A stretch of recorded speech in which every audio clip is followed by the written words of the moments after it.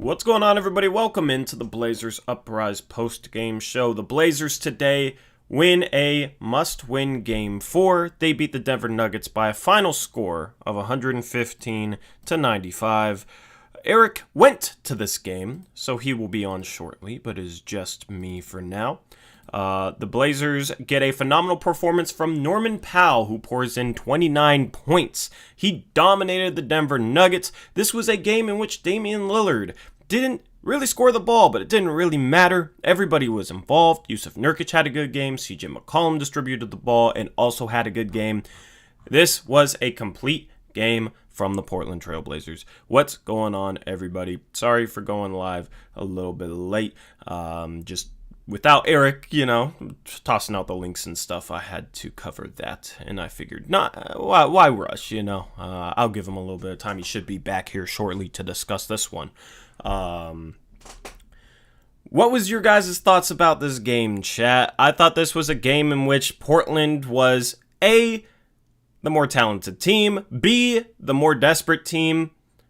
I think that's what this game boiled down to. Defensively, the Blazers had their best playoff game of this series. That was no question. It was also a game in which Denver missed some shots. Denver missed some shots that they were hitting. Jokic had an insanely efficient first three games of this series, and some of those mid-range shots that seemed like they were automatic for him in previous games were not falling. He had a rough outing in this one. He only finishes with 16 points. He was 7 for 18. Nurkic did a good job on him, and I think Nurkic has done a good job on him all series long. Jokic is just a phenomenal player who can make a bunch of tough shots. This game, he didn't really do that. Only one assist for him as well. Michael Porter Jr. never got going. He only had 3 points in 23 minutes. Norman Powell didn't just do it on the offensive end. His defense on Michael Porter Jr. today I thought was phenomenal, and I thought it was one of the reasons why we ended up trading for him. Holding those two to 16 points and 3 points respectively, 19 points combined. Denver needs both those guys to play well if they're going to have a chance to win this series, and both those guys have played well throughout this series until tonight. Jokic was a minus 32, a team worst. Nurkic got the better of him. Nurkic actually outscored him. Nurkic finishes with 17 points, 6 boards, 6 for 8 from the field. He was engaged all game long. I thought the whole entire team was engaged all game long. I thought this was a very promising game in terms of just kind of the way the Blazers came out and sustained effort, sustained energy, and whatnot. I thought, I just forgot what I was gonna say. This is where it's nice to have Eric to toss over to. But Eric went to the game. I will be trying to go to Game 6. There will now be a Game 6. Game 5 will be 6 p.m. on Tuesday, I believe that is, right? I don't know. I think it's Tuesday. I'm not entirely sure. But Dame almost gets a playoff triple-double. He's never had one of those before. He finishes with 10 points, 10 assists, 8 rebounds. He was 1 for 10 from the field, 1 for 6 from 3. Got to the line 7 times, knocked all of them down. Dame did not have it going offensively today in terms of scoring the ball, but I thought he distributed the ball very, very well, and other guys had it going, and that's the thing with Damian Lillard. He's not going to force his shot if he doesn't have it going. He has a lot of offensive talent around him. He's willing to defer, and he's willing to set guys up. He is not a Russell Westbrook who is going to still shoot 20 times a game, even if he's shooting 10%. It's Damian Lillard. He's willing to take a backseat if other guys have it going, and other guys did have it going. CJ McCollum, 9 for 19. He finishes with 21 points and 8 assists as well. Robert Covington, 3 for 6 from the field, 2 for 5 from 3. Carmelo Anthony, 5 for 11 off the bench, 2 for 5 from three-point land on his birthday. So efficient outings from a number of Portland Trail Blazers not named Damian Lillard tonight. This was a game in which we finally saw the rotation that I was asking for. Well, kinda. Enes Kanter does not get played until garbage time. And would you look at that, the Blazers have their most dominant win of the series in which Damian Lillard struggles, right? Last game, I thought Portland came out and set the tone well in Game 3. They came out to a 26-20 lead. Denver was hitting some shots, but Portland was hitting more. I thought they came out with good energy and were competitive defensively. and then they subbed in Enes Kanter with 5 minutes left in the first quarter, and the Enes Kanter lineup proceeded to get outscored 19-4 in the course of about 5 minutes. And that changed the entire complexion of Game 3. In this game, you see Rondae Hollis-Jefferson take Kanter's minutes.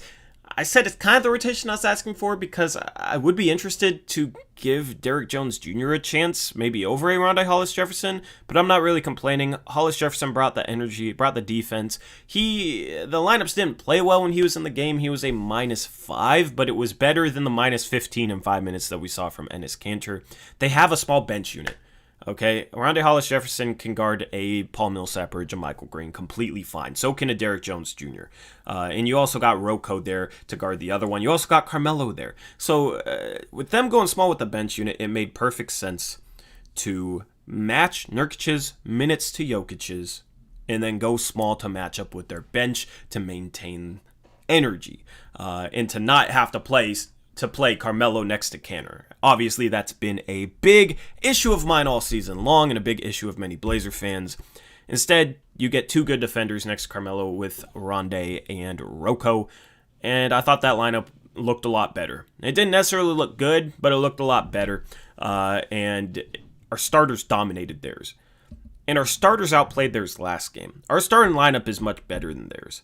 And I'm looking at their bench, and I've been looking at their bench all series long. I mean, they got Paul Millsap, JaMychal Green, and Monte Morris. I mean, those are good 6th, 7th, 8th man, I guess, but I don't know. Their bench isn't that talented that they should be outscoring us every time they have Jokic off the floor.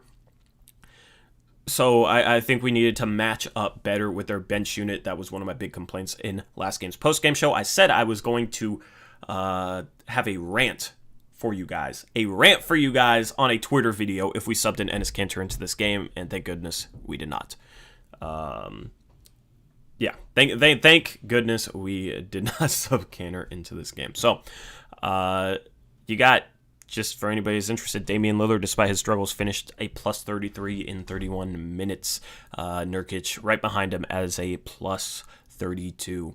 It helped that Nurkic did not get into foul trouble this game. I thought he defended a little bit smarter. I thought the refs let us be a little bit more physical, which is appreciated because I felt like they called it more even than last game. We shot 25 free throws to Denver's 22.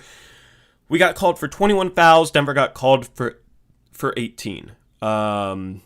This was a game in which we attacked the paint more than Denver. We ended up with 46 points in the paint. They only had 38. So the free throws being even is nice. Last game, Denver had more than twice as many free throws as us. I believe it was 27-13. So the rest calling it a bit more even. There was a couple questionable calls, but I thought it was a lot better than Game 3, especially. A lot better than Game 2. It was nice. We could kind of impose our physicality a little bit more than we were allowed to in Game 3, and I think that helped. We were also just more active, playing with more energy on that end. I thought the Blazers looked like a team that was desperate to win this game, that knew it was a must-win. So what's going on, chat? Give me your takes. I'll read off the best ones until we can get Eric on here. Hope everybody's enjoying their Saturday. It's nice that in an early game we get the win. I was worried about this game because I did not want to. I hate when we lose early games. I hate when we lose and it's like 3:30 and then I stream for an hour and a half, 2 hours, 5:30. I still have the rest of the day after the loss. I hate that. It's so nice to be able to set the tone for the day and for tomorrow. You know, just with a nice win right now. So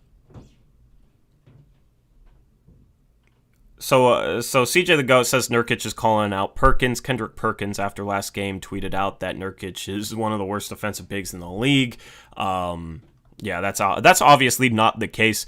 Nurkic 2 blocks, a steal in this game. I thought he played great defense throughout this game. I thought defensively Nurkic stepped up and was a legitimate presence on the inside. He's probably the most underrated defensive big in the entire league at this point.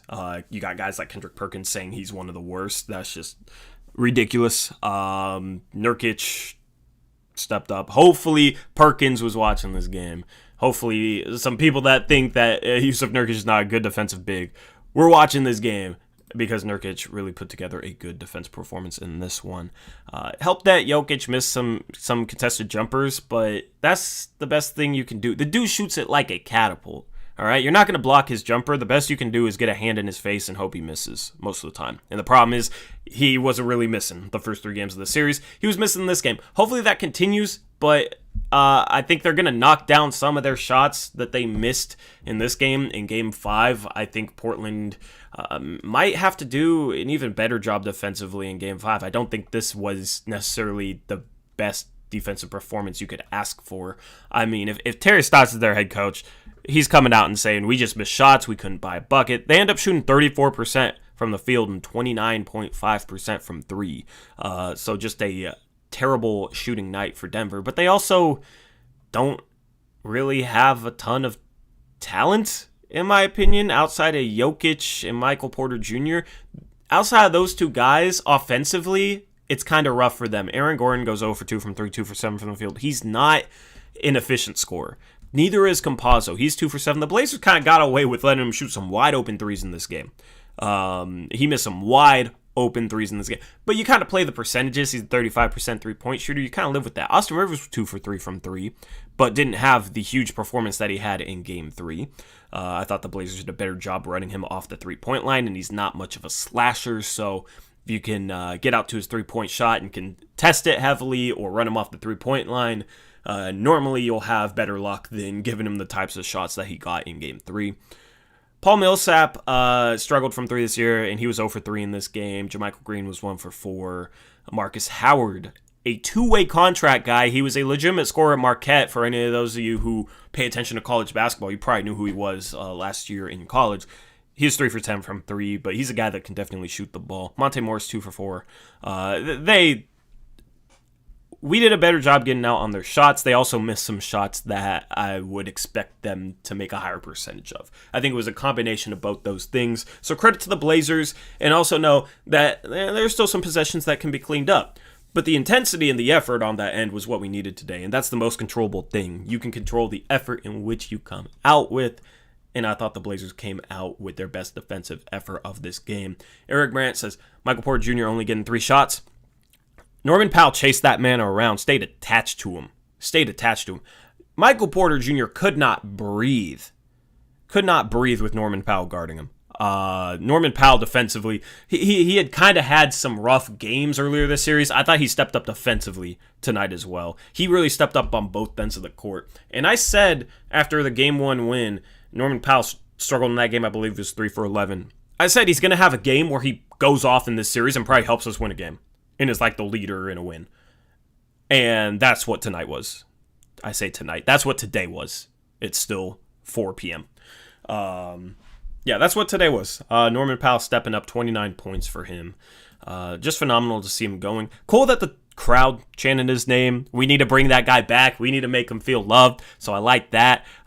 Just continues in the tradition, going all the way back to Marcus Camby chants and the Gerald Wallace chants and then the use of Nurkic chants. And am I missing a name? I feel like I'm missing a name, but Norman Powell gets the coronation tonight from the home crowd. Good to see. We need to bring that guy back. just no question about it. We got to bring that guy back. And he showed tonight why we need to bring him back. 29 points for him. What do you guys want me to talk about? Let me know in chat. We are waiting for Mr. Brandt to make his arrival home. And then we'll get him on here. I will be going to games. I will be trying to go to Game 6. So if I go to Game 6, the live stream will be live a little bit later. I'll try and rush home, but I live all the way up here in North Vancouver, Washington. Some people thought I lived in Vancouver, Canada. I am not Canadian. I don't live in Canada. I live in Vancouver, Washington, right across the river. Right across the river from Portland. So, maybe 25 minutes after the final buzzer for Game 6, I'll be live. Might get a Twitter live stream going when I'm headed home, when I'm driving home, if y'all want, just to kind of kill the time. But yeah, you got Another game going on today. I think one more. No, you got two more games today. You got Philadelphia and Washington tipping off basically right now. It's a 4 p.m. listed tip-off time. And then you got Utah and Memphis, and that's going to be an interesting game. That game is going to be in Memphis. If they can get a 2-1 series lead, that would be a great development for them and really give them confidence, that game one wasn't just a fluke. So I probably won't watch that Philadelphia game, but I'll try and catch at least some of that Utah-Memphis game because that is definitely an interesting one. Yeah, we'll see how Eric's voice is. He says he still has a voice, but mainly because it was a blowout. This was a good game to have a blowout, just so Eric doesn't have to scream at Stotts and the refs and, cheer and all that type of stuff. This was a game that was pretty relaxing. I had my feet kicked up the whole, from about 8 minutes left in the third quarter on, I just had my feet kicked up. And I was really happy with the way the Blazers came out in the third quarter because we've seen games this season where they'll get up 10 headed into half against a decent team, and then they just come out in the third quarter flat, and then that lead is gone within a few minutes. And instead of doing that, they were the team that came out like they were down 10 out of halftime. They came out with more intensity out of halftime despite the fact that they were the ones with the 10-point lead, and they stretched it out to 20 real quick and just set the tone for the second half, the tone being that Denver was not going to come back in this game. Portland outscores Denver 36-19 in the third quarter. Also able to get garbage time for Derrick Jones Jr. He capped off this game with a dunk for Nas Little. It was good to see him on the court. CJ Ellaby. Kelvin Blevins is tied for first in his family in terms of field goals made tonight. He tied, of course, with Damian Lillard. If you told me that TJ Leaf was going to have more field goals than Damian Lillard, I would have thought we lost by 50. Instead, we won by 20. And that's because you got a game in which they didn't really settle for bad shots in this one. I thought they moved the ball better. I thought game 1 and game 4 were their best two games in terms of ball movement. The offense wasn't really stagnant, Dame didn't really have it going, and instead of forcing it and isolating and trying to go one-on-one to get his own shot, he deferred, and he made the right pass, and he made quick decisions. CJ as well, he came out slightly ISO heavy, but as the game went on, I thought he got better. When the game went on, I thought he took better shots and made better reads, especially later on in the first half. He made a couple good reads, one finding Norman Powell in the corner, one finding Rocco underneath the hoop, had another solid pass use of Nurkic. I saw people tweeting about CJ McCollum being a black hole, and now I'm looking at his box score. The dude has 8 assists tonight. I get it. The one-on-one stuff can be kind of annoying when he doesn't have it going and then he's forcing a tough contested mid-range shot, and there was a possession or two like that today. But he got better as the game went on, and he had a good game. He finishes with 21 points and 8 assists and is 9 for 19 from the field, 2 for 6 from 3. He was 7 for 13 inside the arc. That's better than 50%. So he had a solid game. I was happy. I was happy with CJ tonight. He's been getting a lot of heat from a lot of Blazer fans, and I think some of it is justified and some of it isn't.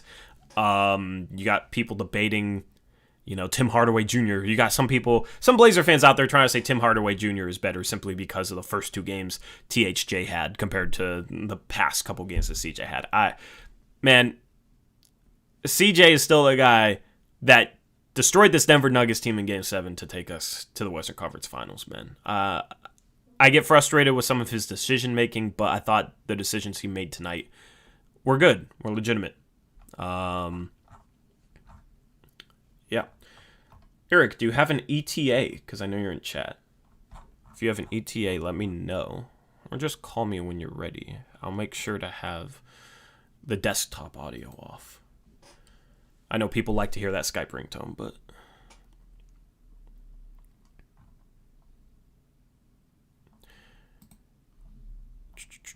let's look at some other team stats while we wait for Eric. Because I don't really want to jump into really breaking down what the team did in depth without him. Because those are generally better discussions for 2 people, and I definitely want his takes on those before I touch on them. The Blazers tonight only turn over the ball 6 times. They have 24 assists. Denver has 20 assists and 9 turnovers for comparison. The assist to turnover total reminds me of game 1. The thing is, the 2 games in which the Blazers turned over the ball the least, I thought they moved the ball the best. You had some narratives being pushed all season long that if you move the ball more, you're going to have more turnovers. I don't think that's the case, and I think this series has kind of proven that. Game 1, they also only had 6 turnovers, and I believe they had 27 assists in that game. They shot the ball a little bit better in game 1 than they did in this game, but I thought offensively it was everybody was involved and it had a rhythm to it and there was a confidence level with the team that you could kind of see, that you could kind of feel, and it always seems that way when they move the ball. Everybody plays with more confidence offensively. Everybody plays with a better rhythm than if they're just standing in the corner watching a guy go one-on-one.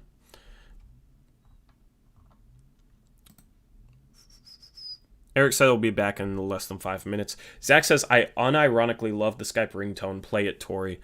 All right. Just because Zach asked and he's a mod, I will turn on my desktop audio. So you guys will know when he's calling as soon as I do. Let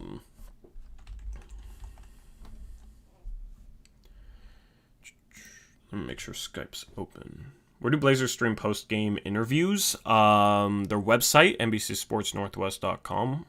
We normally watch stats in a loss. We normally don't watch them in a win. But they also upload them to their YouTube channel. So after I get done with streams, a lot of times I like to go and watch a couple of them. And just kind of like wind down from the stream. Jumbo with the worst take in chat today says Nurkic is lazy. Yeah, I guess you didn't watch this game with your eyes open, Jumbo. He says, why can't he play like this every game? Nurkic isn't lazy. You just got guys that it's hard for them to get bought in mentally game in, game out. You know what I mean? It's just sort of a mental block. It's not laziness. Trust me, Nurkic isn't going out there like, yeah, I'm going to play lazy today. I get your point.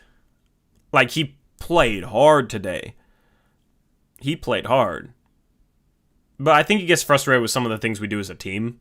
And I think that kind of leads to him not slacking, but not playing as hard.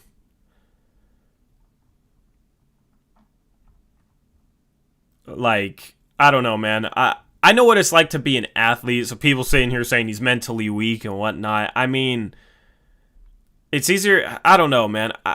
When people say that type of stuff, it's the dude went out there and played his butt off tonight. So to sit here like saying he's lazy, mentally weak is just kind of ridiculous to me. The dude played insanely well today, and he's played hard all series. He's played hard all series. The thing is, if Nurkic misses some of the shots he made, if he goes 2 for 8, people are probably saying he played lazy today, even though it's just him missing more shots. You know what I mean? I don't get it. I don't get it. There's also the conditioning factor, you know? I think he's playing harder as he's getting in better and better shape.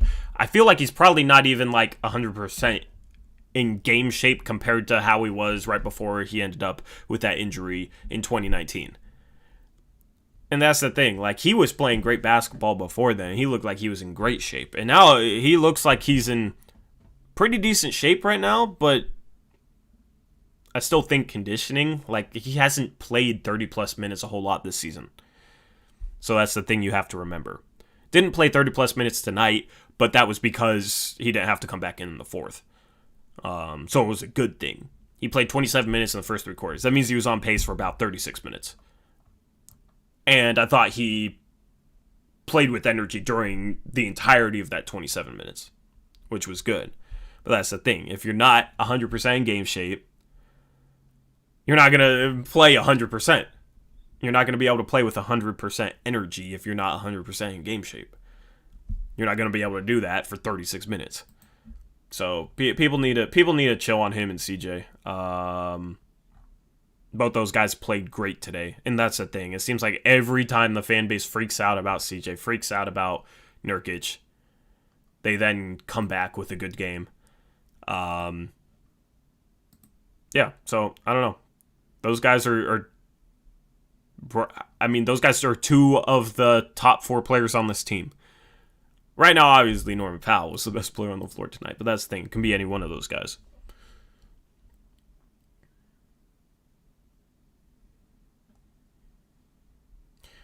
Belgian says, "What is Fred Myers?" I'm not gonna read off his comment. Yes, that's like the main grocery store in the Portland area, Belgian. I assume they don't have any Fred Myers in Belgium.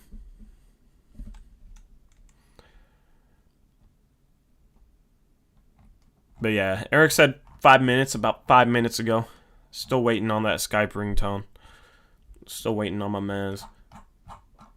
But yeah, give me your takes in chat. What do you guys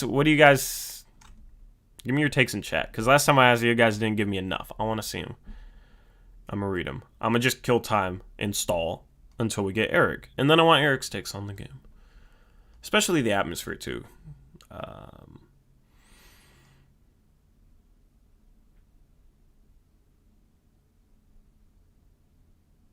Eric says, I needed this win emotionally. Yeah, this got me bought back into the series. If we lose this game, I'm not bought into the series at all. Shout out Jimmy Cleveland, $5 donation. He says, we just need to keep that same energy in the next game. It's very important that we win the next game. I agree, Jimmy.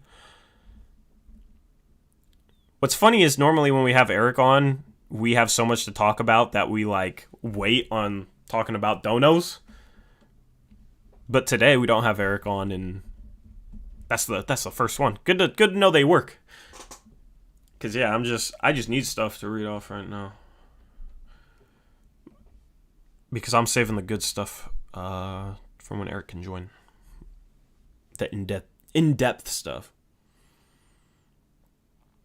Trevin says this game is good for the re-signed Norman Train. I agree. Probably doesn't make a huge difference. Like if New York comes out and offers him $27 million a year, it's gonna be tough to bring him back. And there we go. Alrighty.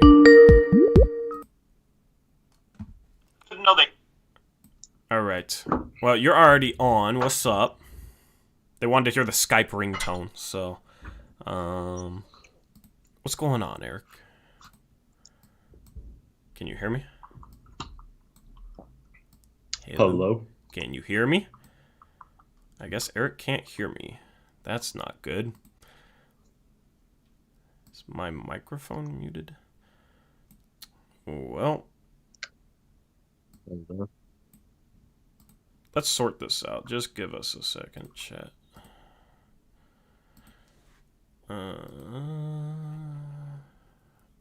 I know they can hear you. I was trying to tell you they can. Well, I muted you, Eric. Hold on, let me make sure.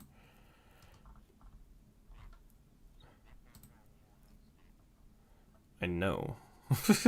Eric's telling me he can't hear me on Skype. It's like, I already know. Alright, can you hear me now?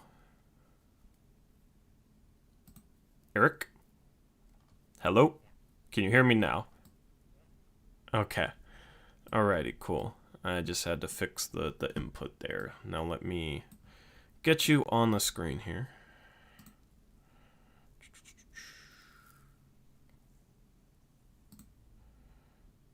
And are you really? Eric says he's already getting into it with the people. Man, before we get there, what's up? What are your takes on this game, man? I've been holding down the fort, so now it's time for us to sub you in the game. You know, you're no Enes Kanter, so we're subbing you in. You know, you're not an Enes Kanter, so I'm expecting results with you getting subbed into the stream here. Yeah, I'm stoked we got the win. Great game overall by a lot of people. Atmosphere was pretty good.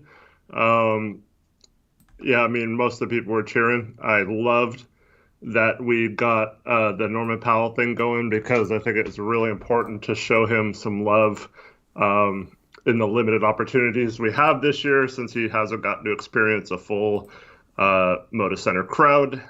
So I like that.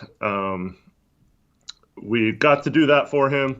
We sang Carmelo happy birthday. That was cool, but he didn't acknowledge the crowd. He just stood there. That was kind of weird, but yeah, good atmosphere, and would have liked, or not sure how it would have been had it been a close game, down the stretch, because we really blew it open. It didn't have to be insanely loud in the second half, but yeah, overall, I thought it was a pretty good crowd. Yeah. Yeah, I mean, it sounded like it was a little better in Game 3. Obviously, that was a more intense game, and that was a game in which they needed the fans to kind of spur them on a bit. But yeah, now there's guaranteed to be a Game 6 that I'll try and go to and try and see for myself. Yeah, nice. Are you going to get tickets? I'm going to try. We'll see. We'll see. That's the plan, all right? But I'm not entirely sure. It's not a 100% thing. But yeah, so nice. So you said you're already getting into it with people. Is that what you want to talk about, or do you want to talk about? Oh no, someone in stream telling us that we always have issues, that we need to be better. And I just think that's a little ridiculous, because a lot of times it's not even okay. To whoever said that, we do things graphically that you won't find anywhere else on YouTube, so don't even give me that. Try and find similar stuff that we do graphically, right? And I haven't been able to, bro, I'm giving you guys analysis while I'm also building graphics in the background, bro. I mean, Eric, without Eric being here, I kind of wasn't able to do that so far this stream, but yeah, man, I mean, just don't be hating. We do things that you won't find anywhere else, and we provide analysis you won't find anywhere else. It's like free stuff, so I mean, if you don't like it, you don't have to watch. But I mean, we're trying our best. So it's not like we're professionals getting paid to do this, bro, or whatever. We're doing our best to give you guys a good show. So yeah, I would love I would love to have a whole studio team, in the other room behind me, just plugging graphics up, and I just gotta sit here, talk for 4 minutes, then we get a 3-minute commercial, and then sit here and talk about the halftime show for 2 minutes, and then a 3-minute commercial. That would be easy, man. That would be easy. So anyway, gotta put that person in their place. What were your takes on this game, Eric? I like that, obviously you talked about the rotations. I like that, we saw the right one in this game, my opinion. I like that we mirrored Nurk's minutes to Jokic. I like that he was able to stay out of foul trouble to be able to do that. It seemed like conditioning-wise he was fine with that, so I don't understand why some people said that was impossible for him to do going into this game. Excuse me. Yeah, so yeah, that's all we've been asking for. I feel like we'd probably be up 3-1 if we tried that earlier in the series and had these rotations from the beginning of the series, which everyone except for the person who controls the rotations knew that we should go to this lineup against their second unit and try to mirror Nurk to Jokic. I mean, we talked about it before the series even started. And so I like that they went to that. I was a little discouraged in the first half how lost they look on the screens. And that's one thing I want to talk about, not in a negative way, but I felt like in the first half there was at least double-digit examples of times where a screen would get set and one person thought they were supposed to do something and the other person involved in the screen thought they were supposed to do something else, so they weren't on the same page. And I felt like that was costing them, giving them open shots when they shouldn't have, all because it didn't seem like they were in sync as a unit. And that's something that's been happening the last 2 years, and I feel like if we were more in sync and knew what to do in those situations, and it was a little more clearer, and that we didn't have these misunderstandings or breakdowns so often, I feel like our defense would automatically be that much better and probably middle of the pack just because we're not making so many mistakes. So I do want those to get cleaned up. Granted, in the second half, I felt like they did clean those up a little bit. It seemed like they were much crisper on those rotations and what to do, and they were on the same page. So I hopeful moving forward that that's a little better, but that's 100% a coachable thing and a preparation thing and a thing that if you emphasize it enough in practice and all that stuff, at this point of the season, it shouldn't look that bad. So we got away with it. Denver obviously had a horrible shooting game. So our hope they missed defense in the first half worked out for us this game. But consistently to get it done, you have to be more in sync as a unit. So that's the only thing I was really struggling with in the first half. Other than that, a minor gripe with the second unit not moving the ball, a lot of ISO and not many plays being run. So I didn't like that, at least in the first half. I thought it was better in the second half. But yeah, overall, I thought it was a really good game plan. Good to get Norm going, good to get Nurk going early in this game. They both had a bucket within the first couple minutes. And I like when those guys get involved. It seems like if they get involved early, they are that much more engaged on the other end. And especially Nurkic on Jokic, he gets a couple stops on him early in this game, scores on him inside, and then a little bit later has a nice post up on him. And I think that really set the tone for this game, having Nurkic completely locked in and having Jokic. I don't think it's a coincidence that he has his worst game of the season, while Nurkic has a pretty good game against him. Yeah. Defensively, I noticed that they were hedging a bit more above screens. I like that. We came out with a double team on Jokic out of a timeout. I like that as well. Just kind of switching up the look. It was kind of a one-off. We didn't really double.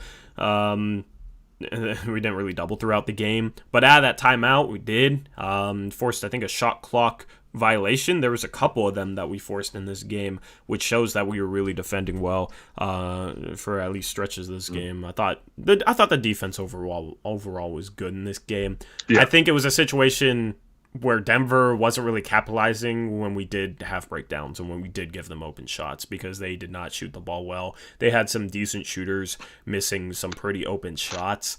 And that's the thing. It's like in game 5, I could see them coming out and hitting, 4 or 5 more threes. They get the same shot selection. And then this is a game, you know what I mean? And then they shot 29.5%. And that's what some people will say. 3-point variance, they can't.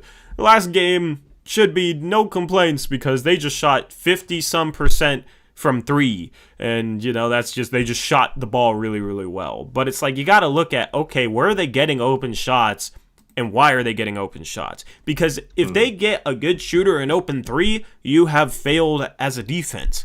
You have failed. Right. Like, it doesn't matter if they make or miss it. Like, you kind of failed to do your job, and then you're just hoping on the outcome.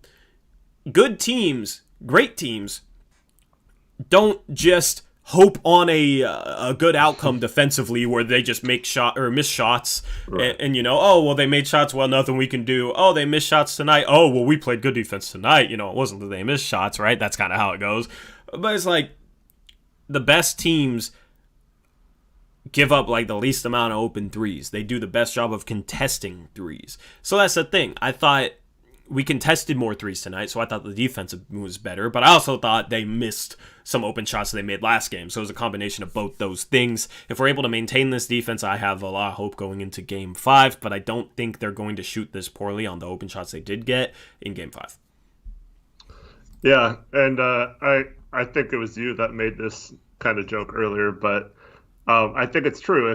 If Stotts was coaching Denver in the postgame show, he would say, we just missed shots tonight. Mm-hmm. And that's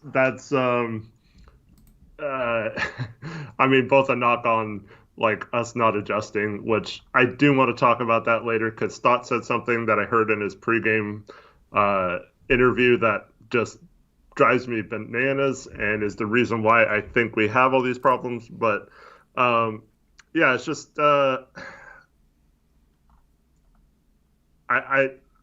I think we got away with it tonight. I felt like in the second half we did contest better. I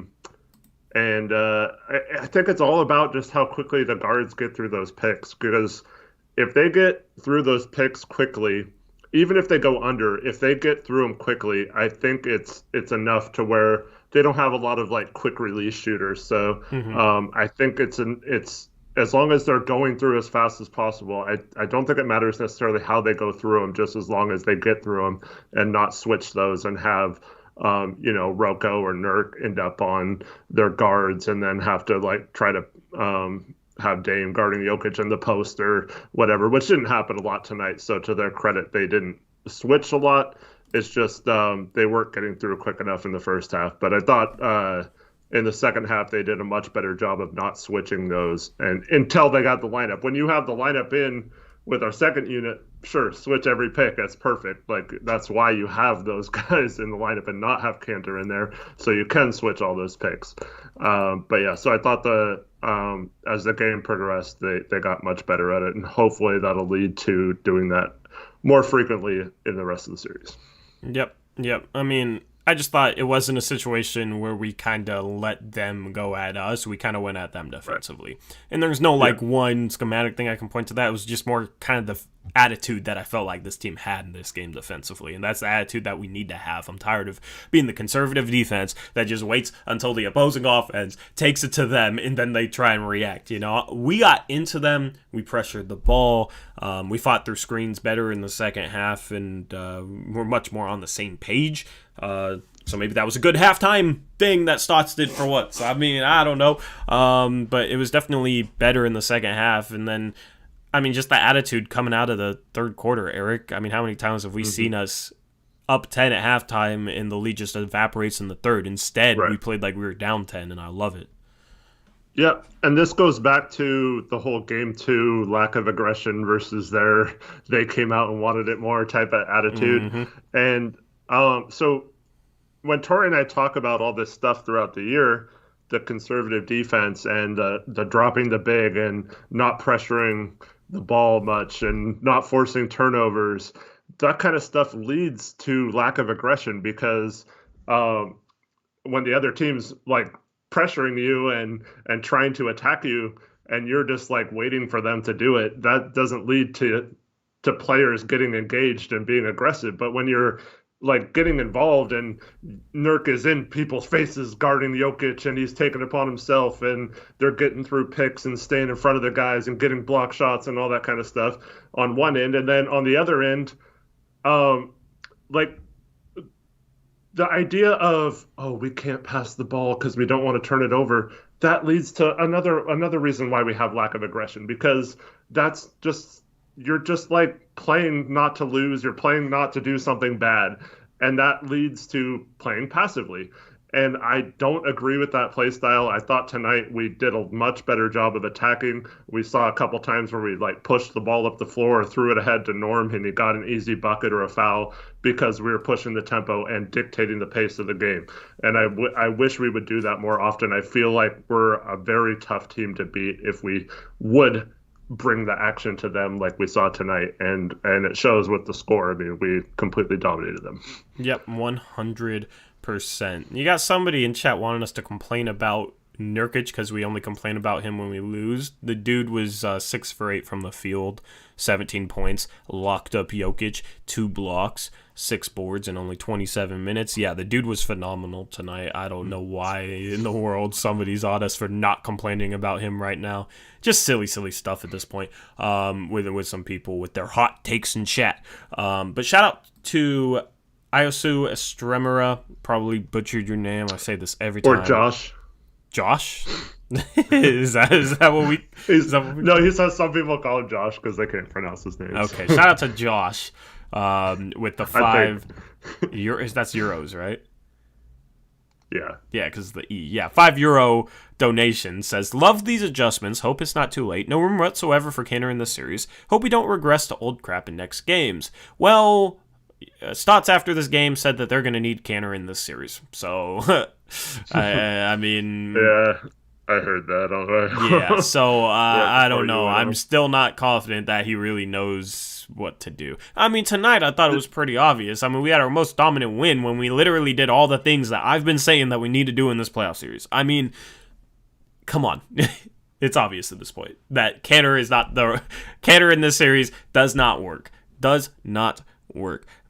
Come out with Derrick Jones Jr. I don't understand why Rondae Hollis-Jefferson is playing over him, but at least it's not Cantor. That's kind of my view on it. Did you hear the full the full answer or just that part of it? I didn't listen to the full answer. Yeah.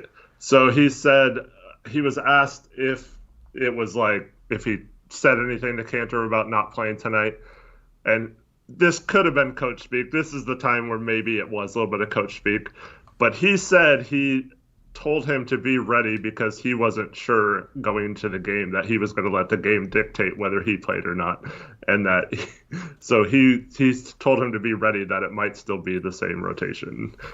So yeah. Yeah, I mean, hopefully, I mean, I don't know. If Nurkic gets in foul trouble and you got to throw somebody against Jokic, I kind of want it just to be a Robert Covington and then help. You know what I mean?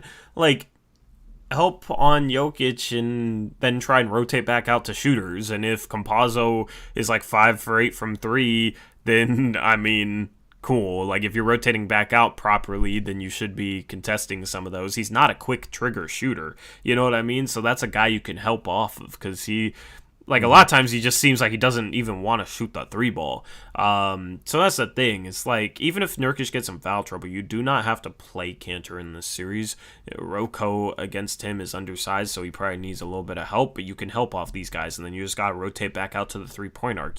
Helping on a big man and maybe doubling down on a big man doesn't automatically lead to open threes. The problem was earlier this series is we were helping one pass away, and Jokic would, like, catch the ball from the guy throwing it into him, and then the guy guarding the guy throwing it into him would then just turn around double Jokic, and Jokic would just pass it right back out to the guy that passed him the ball, and it'd be an open 3. You know what I mean? You got to be a little bit more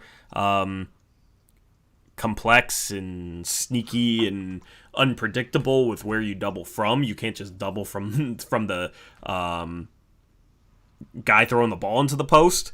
That's kind of the worst guy to double off of. But if that's Campazzo, I'm kind of down for that. I think, honestly, you just double off Campazzo and then just try and rotate back out. And you don't play Cantor. I think that's kind of the way it has to go. But I did notice in the quote that I saw that he did touch on Nurkic not getting into foul trouble so he could match Nurkic's minutes to Jokic and then go small. I mean, at least that makes sense, though. You know what I mean? It's like you were subbing Nurkic out 7 minutes into the first half and subbing in Cantor when Nurkic was playing great in game 3. You know what I mean? Like, that was a big talking point on the Postgame Show 2 nights ago. So at least he figured out, okay, well, I should just try and match Nurkic's minutes to Jokic and then go small against them when they have Jokic out of the game. But still... You don't have to Cantor doesn't have to be the guy who guards Jokic if Nurkic's in foul trouble. You can guard him with a Rocco and play some sort of team defense to try and help Rocco out a little bit. But here's the thing. I think Rocco provides as much resistance to Jokic and as much of a presence on Jokic as Cantor does. So. Yep. And once again, I mean, it's not like Cantor's boxing Jokic out and getting rebounds and stuff because his rebounding hasn't been good this series so far, and he's not scoring really or getting offensive rebounds. So you might as well have someone who spaces the floor or can do other things on the court. Yeah, I did think so. We didn't really double Jokic a lot, but there was one time where Rocco snuck by and stole it from behind when Jokic wasn't looking. I thought that was great. Dame tried it once too. It got burnt because Jokic just threw to his guy. But I kind of like that, just kind of stealthily trying to steal the ball from him when he's not paying attention. And Jokic was mad at his teammates after that. And then there was a double team by Norm in the second half where Jokic turned to his left and Norm was just right there, and he had to pass out of it, and I thought that was a good one. But yeah, so I just like having Nurk stay in front of Jokic and just I thought he played him perfect. There was times where Jokic posted up and he settled for that like 12-foot turnaround high arcing shot, and like even if he makes that, I like forcing Denver to beat us with him shooting those shots versus getting to the bucket or shooting open threes or setting up teammates off passes. So I thought it was just a great strategy. I mean, I can complain all I want about wanting to see this mirroring of Nurk and Jokic the rest of the series. So far, I feel like we'd be in better shape, but at least better late than never, right? Hopefully that's the plan going forward. Yep. What did you think of the just kind of the ball movement and kind of how we attacked offensively? Yeah, I liked it for the most part. Yeah, there were some times where we still get that stuff where just before the guy even crosses half court, mostly CJ with the ball, like it's not going to get past once that possession, and I don't like that.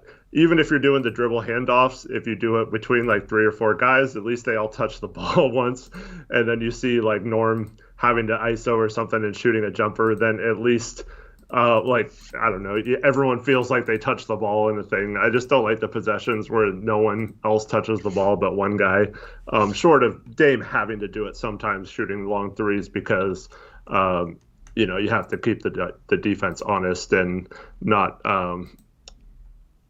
able to double team him like super high. So I want to clean that up still a little bit. I felt like once CJ started passing the ball, he played a great game, and like, I don't know, I still feel like if someone could just get through to him and tell him how dominant he would be if he looked to pass more on those drives instead of always looking to shoot, I feel like I don't know, like he could take his game to another level, and I truly believe he could be one of the better passers in the NBA if he had that mindset.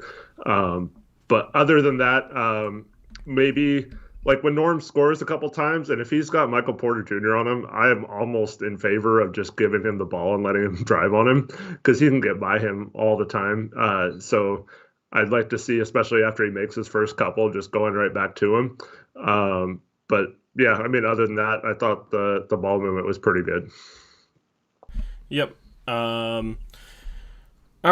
I don't really know where to go with this post-game show. I kind of got a lot out of the way early, I felt like, and you've touched on a lot here. Those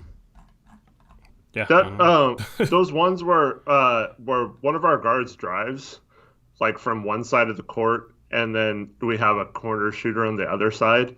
Mm-hmm. Those are almost always open if they get to the paint area. So, like, I don't know why we don't try to do that more often, but that often leads to a good shot. And then if it's not open, there's usually a guy at the elbow extended wing area where you could just one touch pass one more and you have a wide open shot again. So yeah. Let me thank a couple donuts. Shout out Max Buckley, $5 donut. Said, just got off work. Hopefully Norm builds off this playoff performance. Love you guys. Appreciate you, Max. This is playoff pal that everybody was talking about, man. This is good old playoff pal. Appreciate the dono. Hopefully he can continue what he showed tonight.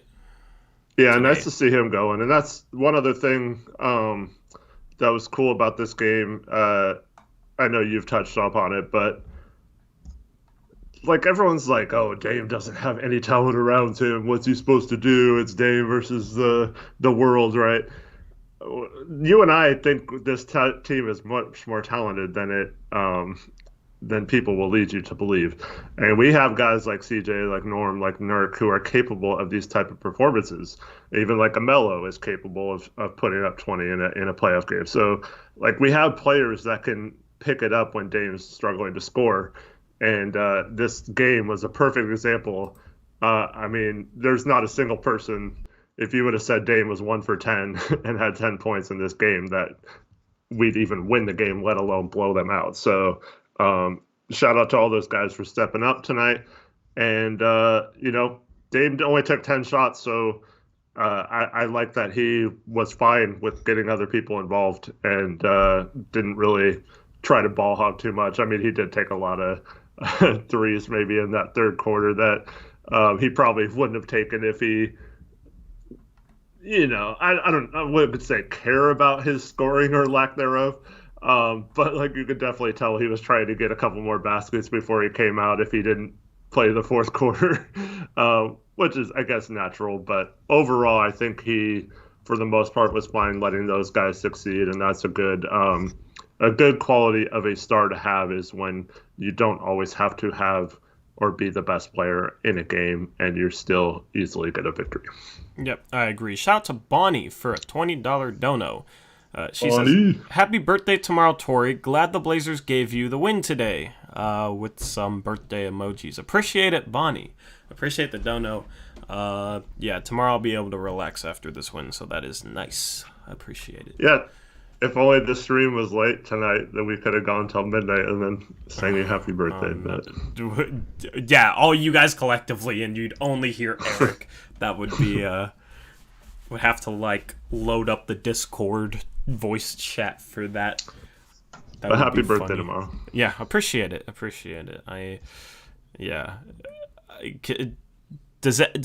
I wonder how many people in chat know how old I'm turning. I wonder how old people in chat think I am. The thing is, enough people know that I think it will be pretty obvious for the people that don't. But, yeah. 2.2. Excuse you? What? Yamcha says 33. No, not quite that old.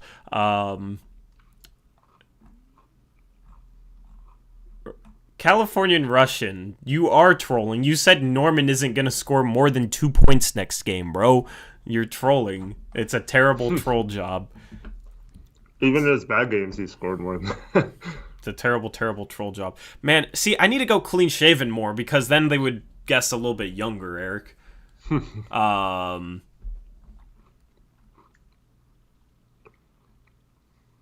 Yeah, see, Jack. Go ahead. Jackson thinks you're older than me. Yeah, Jackson's tripping. It's the 57 to 65, 19. Yeah, 25. So shout out to Malcolm and Chiefin and anybody else, I guess, 25. Satvik. Yeah, 25. A lot of you guys went higher. A lot of you guys think I'm older than I am. Man, Kyle, get out of here, bro. It's all the people that know my age that are guessing higher, man. So anyway, yeah. Anyway, enough about me though. Enough about me. Please don't spam chat, by the way. Right now, Philadelphia is beating Washington 36-28. It looks like that's not going to be much of a series. You want to just go around the NBA and then maybe go back to this game? Let's talk about the Miami-Milwaukee. Okay, so earlier today, Milwaukee beats Miami 120-103. They're the first team to advance to the second round. They blow out the Heat and advance. The Heat had a 7-point lead going into halftime, and Milwaukee dominated the second half.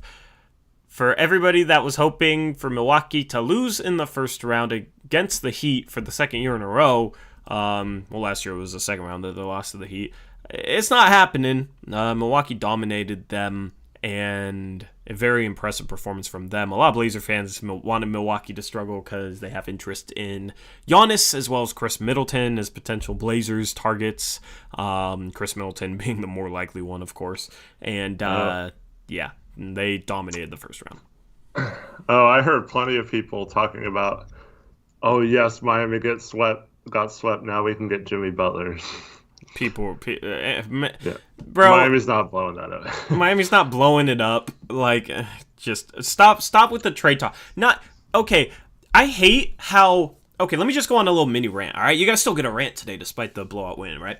I hate how... There will be Blazer fans that are like, oh, look, that team lost in the first round. Time to trade for their star. You sound like all the other people that are like, Blazers lost in the first round against the Lakers. Time for Dame to leave and the Lakers to trade for him. Like, no, it doesn't work like that. Just because a team loses in the first round doesn't mean their star is automatically available. And we should know better as Blazer fans. But you got some people in some people in the media that will do that. They should know better, man. I mean, Jimmy Butler ain't getting traded just because they lost in the first round. They're going to go after Kawhi Leonard this summer. Okay? We'll see if the Clippers can come back in their series, but they're going to go after Kawhi Leonard. And guess what? If they get Kawhi Leonard, they're probably the favorite in the East. You know, at least they're definitely a contender. I mean, they made the finals without him. You know, so... Everybody is like, oh, it's time to trade for Jimmy Butler. Like, that's what we get annoyed at as Blazer fans when other fans do about Damian Lillard. So, he's not getting traded. And if we don't... I don't know. We're not going to end up trading for Jimmy Butler this offseason. I'm sorry. It's just not a realistic idea. Yep. And I mean, just props to Milwaukee. I mean, we've talked about this several times, but they, tried some new things this year, and so far, who knows if they'll beat the Nets next round if the Nets obviously win, beat Boston, but it's just night and day difference in my opinion. This series last year, Heat had their number, completely dominated them in the playoffs. And now this year they sweep them. I mean, that's just, that's good coaching. I mean, it's hard to say anything other than that. Yeah, they make the trade for Drew Holiday, but they have that unfortunate injury for DiVincenzo, so having him out the rest of the playoffs is going to hurt pretty bad. But just props to them for not just thinking that they can get by doing the same thing again this year and actually trying to make it different. Yep. So we'll see. Assuming they get the Nets in the second round, that'll be a terrific series, I think. And I will be rooting for the Bucks. I would love to see them knock out the Nets. The Celtics brought it back, though. Made it a little bit of a series there by winning Game 3. Jason Tatum had 50. He finally woke up in that series, and that's kind of what I was expecting from the series and thinking it was going to be more competitive. I was thinking Jason Tatum would shoot better than he had the first two games. He was, non-existent the first two games, and had 50 against the Nets. Kyrie, in his return to Boston, only finished with... he had 16 points. He had 2 at one point in the second half, I believe. He started off very slowly. Kind of got a roll in the second half, but KD had 39, Harden had 41. Here's the thing with that team, though. I think that team's more beatable than people think. They got Kyrie, they got Harden, they got Durant. Outside of that, Joe Harris, solid role player. Blake Griffin is a shell of his former self. Their depth, 4 through 9, is extremely weak, and they're not a good defensive team. So that's the thing with them compared to other super teams that form a big three. I think their depth is worse, and it's not like they have a LeBron type player. They don't have a player that's as good as prime LeBron was with the Heat, and then they're also not a good defensive team. That's the thing. Those Miami Heat teams, the Golden State Warriors teams, they were really, really good defensively, and Brooklyn is not. So I think they're more beatable than people think. Kind of depends, because I felt like the last game, obviously, they weren't good defensively, but the first two games in the series, I thought they were. The bottom line for me, though, is if it's a close game, I mean, there's not many teams that can stop all three of those guys, even with their lack of defense. And, Harden and Durant in particular are two of the more unstoppable players in the NBA. So here's the thing, though. You don't have to stop it. You just got to outscore whichever one of their guys is scoring the best, right? That's essentially what it boils down to. Two of the best at scoring, though. So even if you are trying to do that, it takes an effort like Tatum scoring 50 to even win a game. Yeah. That's the... they were close in Game 1, you know what I mean? And if Tatum showed up in Game 1, I think Boston could have won Game 1. Because it was a close game until the very end there. Boston, I think, led at some point in the fourth quarter in Game 1. And Tatum was, basically a non-factor in that game, if I recall correctly. He definitely did not have a good performance. So that's the thing. It's if they have an off night offensively, they're very beatable. Now, they're not going to have many off nights. So when they have it going, KD had it going, Harden had it going, you have to have a guy like a Tatum kind of put the team on his back. But that's the thing. You have teams out here with a Dame. CJ can put the team on his back when needed. Norman Powell put the Blazers on his back tonight and had 29. You got teams out here like Giannis, if that's a second round matchup. Giannis against KD is going to be fun to watch if that's a second round matchup. And then you got Drew Holiday to put up against Harden or Kyrie. Bro, those are the two best. Those are two of the best defensive players to throw up against the Nets in a second round series. I think that series will be a toss up. If that's the series, should definitely be interesting. So I hope Boston brings it back to make me look good, but I would love for that. For the record, I don't want the Nets to win the championship. I don't like teams being rewarded for, that kind of thing. I'd much rather have a team that, like Milwaukee, who was able to re-sign and keep their guy, a small market team. So I hope Milwaukee beats them, even though I predicted the Nets to win. But yeah, so it should be a good series. Yep. But I mean, the Nets still have to take care of Boston. That was one of the scores from yesterday.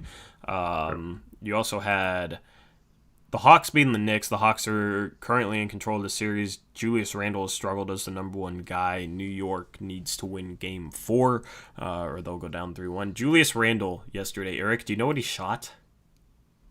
It was bad. I don't know the exact number, but 2 for 15.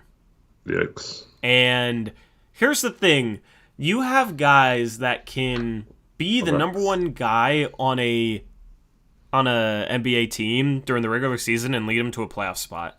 It's different being the number one guy in the playoffs. And I said going into the series, I was very curious to see how Julius Randle did as the number one guy on a playoff team. And so far, he's shooting 24% from the field in the 3 games in this series. So he has he's done worse than I expected. The Hawks have good front line between like DeAndre Hunter. Collins, I think, is probably their worst defender of like their front court players, but he's still like, average or so. And then you have Capella playing amazing defense in that series. So Atlanta definitely has a good game plan to stop him. And that's why I thought eventually Atlanta would end up winning that series when you combine that with a guy like Trae Young on the other end. Yeah, it's just almost like if you're not like an elite perimeter player, like have elite skill on the perimeter, and if you're not like a 7-footer, it's hard to be the number one guy on a playoff team. Like LeBron, you can give him the ball on the perimeter, and he's just like a phenomenal perimeter player, can play any position. You know what I mean? But like you look at like Siakam struggled since becoming the number one. You look at Julius Randle struggling as the number one. I feel like the game gets more physical, and it's not like an area where like Julius Randle could just impose his will physically, and he's very skilled for a 4, but he doesn't have like high elite size like a Jokic, and he's not like elite as a scorer handling the ball out on the perimeter. So I feel like maybe that's part of the reason. I don't know. To be fair, though, I mean, first playoff series, it's like you do have to. It is a bit of adjustment for some players, and it's to me, it's even if they lose this series and he doesn't have a good game, then it's next time he's in the playoffs. Does he work on the things he needs to do to maybe do that? And you saw him improve greatly. He's, I think he did actually win Most Improved, right? They announced that award already. Mm-hmm. You saw him improve some things that I didn't think he was necessarily capable of improving, like 3-point shooting and playmaking and defense. And I mean, I don't know. I agree with you kind of, but he has shown this year that he can win games by breaking down defenses and in the regular season, just distributing the ball as well. I know. I'm just saying, I think at some point he can, because he's done well on the perimeter this year, so it's not like he can't play on the perimeter, can only play inside. Yeah, but I don't know, it's tough for me. Here's the thing, though. In the playoffs, guarding on the perimeter, players can be more physical with you, and they can bump you on your drive a little bit more, and like some guys just aren't good at playing through that. Right. So that's what I'm saying. Like it's how you respond to it. Because now he's like, oh crap, I can't play this way in the playoffs. And the same with Siakam, but he didn't get a chance to come back and show that in the playoffs this year because the Raptors didn't make it, obviously. Well, instead he just regressed in the regular season. Like he took a major step back this year. But he can learn from it. What's weird though is like no one predicted the Knicks to be the 4th seed either. So. They're still not like extremely talented. I mean, they have talent, but it's not like they have like a bunch of like great players around Randall. So, and I felt like that was kind of the case last year with the Raptors. Is they had a lot of good players, but not like like the year before when they had Kawhi or whatever. So, there's not a lot of players that can if Randall's getting taken out that they can go to, and we saw this with Dame when he gets taken out, and like, I mean, yeah, CJ can step up, but like, how much did that influence the game if you can't get your star going? So, yeah, I don't know. I think they have a lot of work to do, and they're still relatively early in the process of this, where they can still maybe figure it out in future years. But yeah, obviously, some players get to the playoffs and then realize how much of a game plan is focused on them, and really find it difficult to do anything out there. Yep. So Atlanta leads that series 2-1. It'll be interesting to see if Julius Randle can put together a good playoff performance, or if this is just kind of the way it's going to be for him. The only game that we haven't talked about from yesterday was Clippers-Mavericks. Very interesting one, because Dallas had a chance to go up 3-0 at home. They can't get it done despite Luka Doncic having 44 points, 9 rebounds, 9 assists. Luka has just been insane in the playoffs in his career. Like, started off last year playing insane. Granted, he's only played the Clippers, but I mean, you got Kawhi Leonard and Paul George there defensively for the Clippers, and it doesn't seem to matter.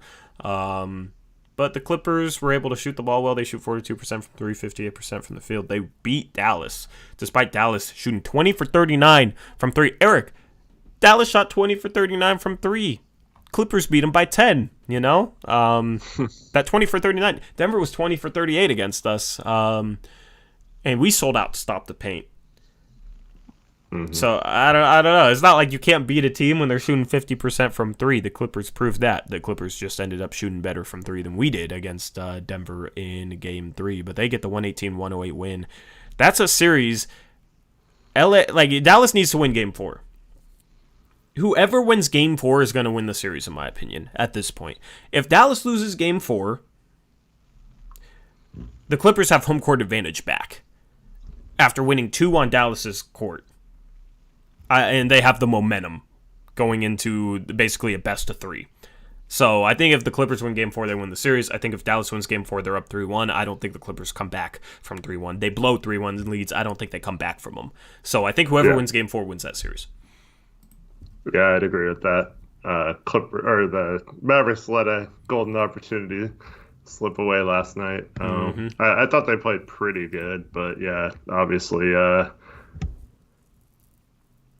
think mentally the Clippers would be done if they lose the next game. I think they would have been done if they lost last game, and but yeah, mentally for Dallas, if they lose and that series gets even at 2-2, I think that's going to be really hard for them to recover from that as well.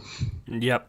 Kristaps Porzingis has been a hot topic. He didn't have a good game in Game 3, only 9 points, 4 assists, 30% from the field shooting. So Porzingis, he might be on the trade block this summer. It'll be interesting to kind of see what they do around him. They got some nice pieces around Luka. They just have to provide him with the proper second star, and I'm not sure Kristaps is good enough. You know what I mean? He was solid in the regular season, but really kind of, I don't know. He had a good Game 2, but Game 1 he was bad. Game 3 he was bad.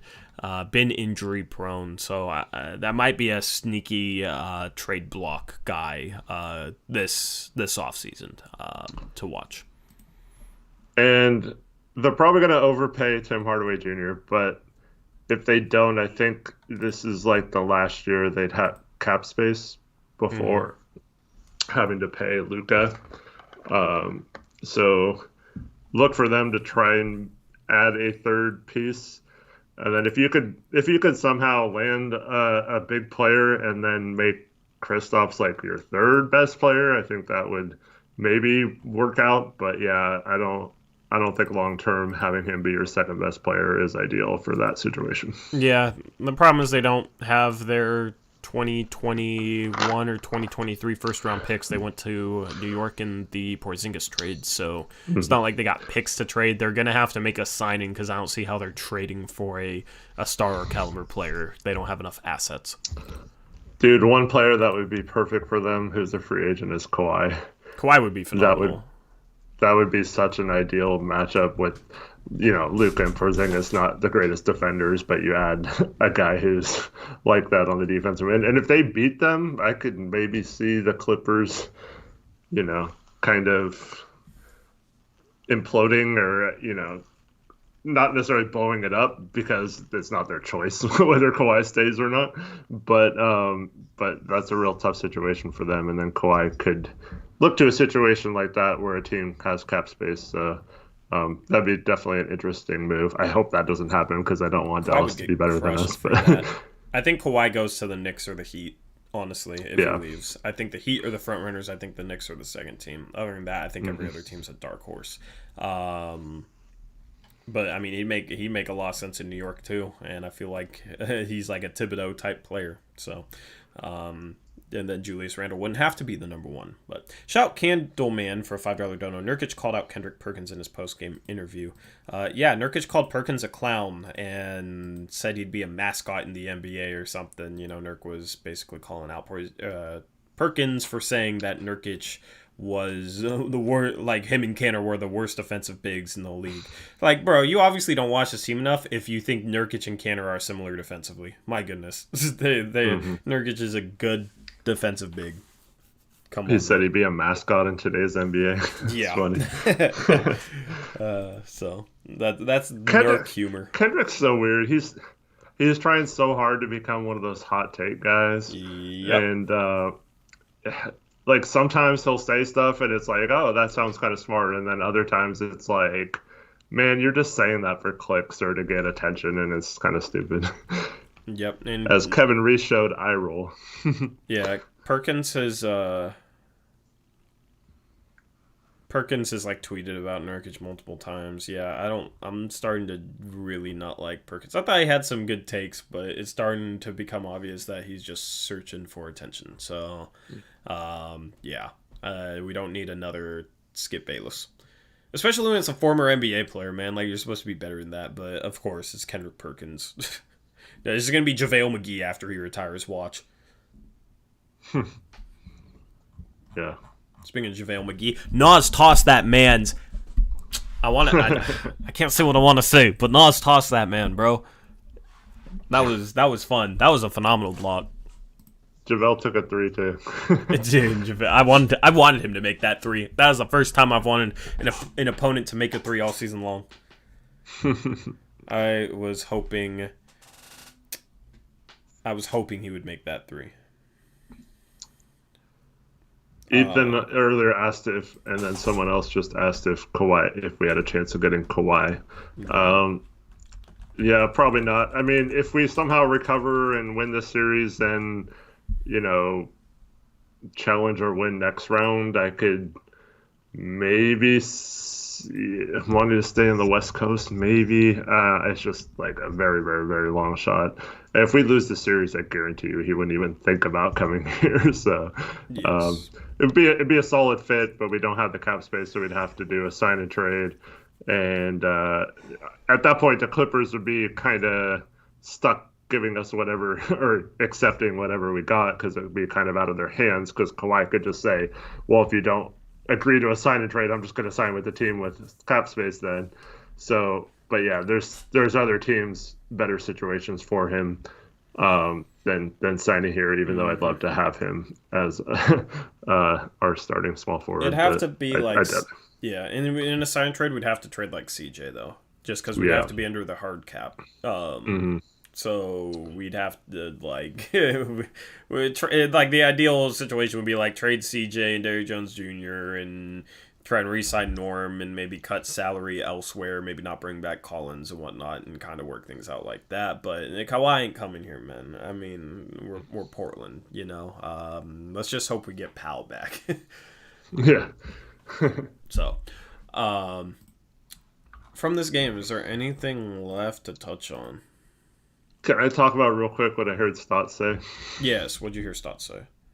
Did you see my tweet about this? No. So he was asked about his offense and what he can improve on if like passing more like equates to in his mind a better offense and how he goes about that. And I kid you not, his answer was, I look at our offensive rating, and if it's good, then I don't worry about it and I don't focus on anything like passing because that doesn't matter if our offensive rating is good. Way to ruin all the good feelings I had after this win, Eric. I'm sorry, but yeah, thankfully we won this game. But let me just say, like, that's the exact reason why we'll never win or realize our potential under a coach like that. Because a good coach would say, no matter what our offensive rating is, we always need to be better. There's always stuff we can improve. There's always better shots we can get. There's always something we can do to, instead of being settling for third in defensive rating, we can be first or whatever, you know? So to have him say the opposite, like, well, what does it matter if our offensive rating was good? That just, like, I mean, I was like, you know, wondering if there's anything good left in him, you know, and that just clenched the door, like shut the door on that. Like, that's just, it was such a horrific answer. And like, I just don't get it. And we have like years of examples of this, him saying, oh, the offense will be fine. Don't need to worry about the offense. It's good. We're good. We do what we do. All those quotes, I can name like 100 press conferences where he said that exact same thing. And this guy actually means it. It's not just coach speak or anything like that. This guy actually thinks our offense is as good as it needs to be. And that's why it doesn't improve when we get to the playoffs. And that's why we don't see them trying new things or trying Dame off ball enough for running plays or sets and stuff like that. Because you look at this game, oh, we scored 115 points. Why would I need to fix anything or make it better, you know? Yeah, I mean, look at Milwaukee, right? They had a very highly rated offense during the regular season in previous years. And what happened when they got to the playoffs? Their offense was shut down. Shut down. They lose to Miami in 5, right? So, what happened this year? Budenholzer, like, from what I've read, has improved the offense. They move the ball better. They don't rely on Giannis to score in isolation all the time. They play a lot more in transition, it seems like, just from watching some of their games. They get up and down and run, right? Defensively, they run less drop scheme. They have better defensive personnel than us. They have really good defensive personnel, so it makes no sense for them to play conservative defense. Budenholzer has improved and adjusted. And now you look at it this year in the playoffs. They dominate the team that beat them in 5 last year. And they sweep them.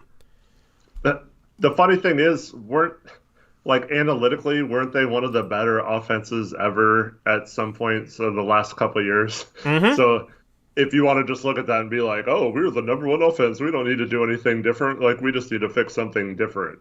And that's what it seemed like they did. And then they got, upset. They got shocked by the Heat. So, finally it seems like Budenholzer, at least Budenholzer has some common sense and he's able to it's just context, It's proper context, man. Regular season offensive rating isn't relevant when it comes to playoff basketball. It's a different type of game. Like, the games are different. And to act like it's not is just disingenuous at best, or it's just like the dude doesn't know what he's doing at worst. You know what I mean? Like, come on now. So, I guess Eric Griffith's Twitter account is a stats burner or something. Yeah. Because wasn't he saying the other day the offensive rating is great, points per possession. It's good enough to win any series ever. Yep. But look at tonight. I mean, our offensive rating is okay in the series because we moved the ball well in Game 1 and Game 4. Yep. You realize that, right? It was probably our best two offensive games. We hit 4 threes in the last minute of Game 3. Otherwise, it would look a lot worse. Exactly. And we had, garbage time. The CJ Ellaby playing 4.5 minutes tonight. So, I mean, if we kept in the starters, could have probably had 125 instead of 115. So, yeah, I mean, Game 1 and Game 4 were our best games offensively when we moved the ball. When we were more stagnant, it was our 2 worst games offensively. It's so obvious at this point. And just saying that, our offense doesn't matter what we do in the playoffs just because we had a good rating in the regular season is just so dumb. It's just so dumb. It's like it's just like saying, "Oh, we got the 1 seed, so it doesn't matter how we perform as a team in the playoffs. We're the best team in the league, so I don't have to worry about anything." Bro, you think like, come on, it doesn't work like that. Oh, but that's how his teams look on the floor. Yeah, I mean, like they're coached that way, Yeah, I mean, tonight they showed that when they move the ball offensively, it's good, and when they don't play this conservative or sit back and let them take it to you type of defense, when they actually take it to the offense, when you put pressure on the ball, when you get up in guys but do it smartly, aka not just fouling them, when you hedge some screens, when you throw a random double team in there. Oh, it's a pretty dang good defense. We held a team to double digits tonight, Eric. Shocker. Yeah. I mean, it's shocking that we held a team to double digits, but it's not shocking when you look at the way we did it. They'll probably make more shots next game and get past 100, but it was obviously a much better defense than in Game 2 and in Game 3. Like, it's obvious what correlates to winning for this team, and yeah, I mean, we saw it tonight, or we saw it today. I wish we'd see it all the time. We need to see it all the time, because we need to give ourselves the best chance to win. And I don't know, it's just like it's back and forth and back and forth. You know what I mean? So that's the thing. Is like, I have no idea how this series is going to go. I have no idea who's going to win the series. I don't know. You're going to have games like tonight and games like Game 1 where they come out and do a lot of good things, and you're going to have games like Game 2 where they just don't do any good things and they get blown out. And then game like Game 3 at home where, I mean, they were kind of, it wasn't quite a blowout, but they were losing pretty handily at home too. So, I mean, that's just the way it's going to go with this team. So I'll enjoy the highs and, enjoy the lows. Enjoy the lows. For the record, the Blazers are still the better team. They still have more talent. They still should win this series. Mm-hmm. Yeah. Yeah. I mean, Denver... Don't let anyone trick you into thinking that's anything other than the case in this series. If they lose, it's an absolute case of losing to a worse team. And if anyone else tries to tell you that Denver is better with all their injuries, it's not the case. And those people probably have pretty bad takes if you scrub through the rest of their social media. Yep. So, I mean, we'll see if they can keep it up. Game 5 in Denver, I think that's going to be a completely different game, though. I mean, they're going to be at home. They're going to come out. Denver seemed pretty flat tonight and seemed like we had a ton of energy. Yeah. It's going to flip around next game. Absolutely going to. They're coming home. It's a best 2 out of 3. They don't want to go back to Portland for Game 6 down 3-2. They're going to come out with intensity in Game 5. More intensity than they came out with today. And I'm kind of worried that it's going to be a situation where it's not like do or die for Portland, kind of like today was. You know what I mean? Yeah. We have to match their intensity in Game 5. We have to match their intensity in Game 5. Yep. I like that they brought the fight to them early in this game and early in the second half. I want them to do the same in Game 5. Mm-hmm. We will have... Did you see what Go ahead. Brendan Haywood said? No. I think this was after last game because it was on NBA TV, but John Sherman says, reminded me of it. Brendan Haywood said that he knows all of Stott's plays because it's the same offense he ran 10 years ago in Dallas. It's all the same plays, exact same sets, or whatever he runs. It's the same thing. So you're telling me he hasn't adapted his offense in 10 years to a different roster and in a different era of NBA? Yeah, he said 2010 he played under him in Dallas. Yeah. Hopefully he gets fired no matter what. Just please. I mean, Houston made it to the second round last year and got the Lakers beat them in 5? Easily handled them. And then you had Mike D'Antoni and ownership mutually parting ways, right? I hope that's the case. I mean, I want us to win the second round. I just hope that is just a situation where they mutually part ways after the season. Oh, he was the color commentator of this game. I didn't know that because I didn't watch him, to be honest. Color commentator of this game. Yeah, he did say something like that. I remember that. I mean, that's bad. And that Carlisle and Stott still run the same offense. Carlisle has a much different player in Luka than that kind of makes it different naturally. But I mean, Stotts has had Dame his entire 9 years here, so yeah. So I don't trust the coaching staff, and I'll never trust this coaching staff ever, no matter what. So, I mean, like, we'd have to win a championship, but I don't know. I mean, hopefully we can win this series. We tied it up 2-2. We will preview Game 5 on Blazers Uprise Live. That'll go live around 9:30 p.m. Pacific time on Monday, since it's not a game day. We normally stream on that second channel Mondays and Thursdays. On non-game days, we're doing it at 9:30. We have a game next Thursday. That'll be Game 6. So that Blazers Uprise Live will go live at 3:30. On Monday, it'll be at 9:30 p.m. to preview Game 5 the following night on Tuesday. That game is tipping off at 6 p.m., not 7:30. I would have preferred for it to have tipped off at 7:30, but it's tipping off at 6 instead. Yep. Big game. Obviously, if we can win that one and have 2 chances to win this series, that'd be nice. Still would like to wrap this up in 6 so we have a chance to rest a couple days maybe if Phoenix can extend that series against the Lakers. But yeah, definitely much better mood today than was on Thursday. Yeah, there's 2 games to watch tomorrow too. Both LA teams are playing. You got Lakers, Suns, and you got Mavericks, Clippers. Hawks and Knicks is tipping off at 10 a.m. in the morning. So you got, those 2, Lakers, Suns, and Mavericks, Clippers. Those are 2 interesting series to watch. Phoenix needs to win Game 4. They're done. Phoenix needs to win Game 4. They're done. They have to win Game 4. Or else the Lakers will be up 3-1 with 2 games at home left. I don't see how the Suns could come back from that. So, yeah, and you would want that series to go long as a Blazer fan if you do make it to the second round. No matter who wins, you want that series to go long. Just so that the other team isn't rested. So, definitely rooting for the Suns tomorrow. Yep. But other than that, thank you everyone for watching tonight. Yeah.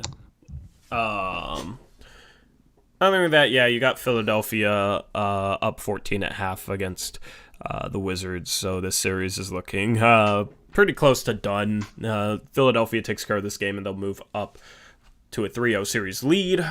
Joel Embiid dominated the first half. He had 25 points against the Wizards. And then Jazz Grizzlies at 6:30 p.m. Looking forward to that game. So we're going to wrap things up here. A little bit shorter for a playoff stream. Just covered things pretty well. We appreciate everybody that donated. That's Iosu, Max, Bonnie, and Candleman. Jimmy Cleveland as well. Jimmy Cleveland kicked things off. Appreciate our mods, Trevin Jackson, Reese, and Zach for helping us out. Appreciate all you for tuning in. Hopefully you enjoyed the rest of your day. It's you still got some sunshine left. So hopefully you enjoy the rest of your Saturday and you enjoy your Sunday. We will catch you again on Monday with Blazers Uprise Live. Once again, that link is in the description below. That is our second channel that streams Mondays, Thursdays, and then Tuesday we will have Game 5. We'll see if the Blazers can win the game that they need to win in Denver. They need to win 1 out of 2 in Denver. I'd prefer it to be Game 5, please, and I go 7. And then, take care of Game 6, please. So, yeah. So shout out to my mom. Thank you so much for taking me to the game. It was a lot of fun. And then Tori, happy birthday tomorrow, man. Have a good day. Appreciate it. So, yeah, we're going to wrap things up. I'll be tweeting about the games tomorrow. I'll be watching the games tomorrow. So make sure you follow me on Twitter at ToryJonesYT. Eric is at Hoopshock. The channel is at Blazers Uprise YT. Twitter links are in the description below. The description has a lot of good stuff for you to check out link-wise. So definitely go leave us a follow on Twitter. We appreciate your guys' interaction on there. Thank you to everybody saying happy birthday. I will enjoy my day tomorrow, but I hope you do as well. And we will see you again on Monday on the second channel. So until then, have a good one. We'll see you later. As always, peace out. Go Blazers.